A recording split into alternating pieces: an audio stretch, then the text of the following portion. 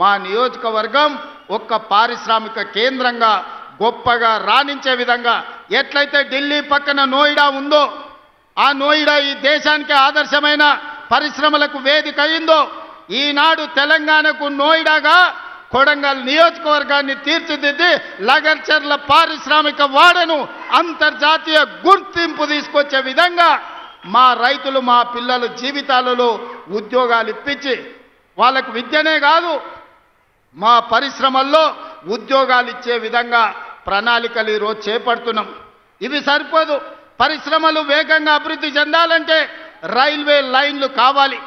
అందుకే Vikarabad Krishna railway line ఈనాడు వికారాబాదు, పరిగి, కొడంగల్, నారాయణపేట, మక్తల్ నుంచి కర్ణాటక రాష్ట్రానికి రైల్వేను తీసుకొచ్చి రైల్వే లైన్లకు కేంద్ర ప్రభుత్వం ఆమోదమే కాదు రాష్ట్ర ప్రభుత్వం ఇవ్వాల్సిన నిధులన్నీ ఇచ్చినాం. తొందరలోనే కొడంగల్లో రైల్వే కూత పెట్టబోతుంది. రైలు కూతను మా ప్రజలు వినబోతున్నారు. 70 ఏళ్ల నుంచి రైలు ఎప్పుడొస్తుందా అని కళ్ళల్లో ఒత్తులేసుకొని చూసుకుంటున్నారు. రాబోయే కొన్ని నెలల్లోనే రైల్వే పనులు చేపట్టబోతున్నాం.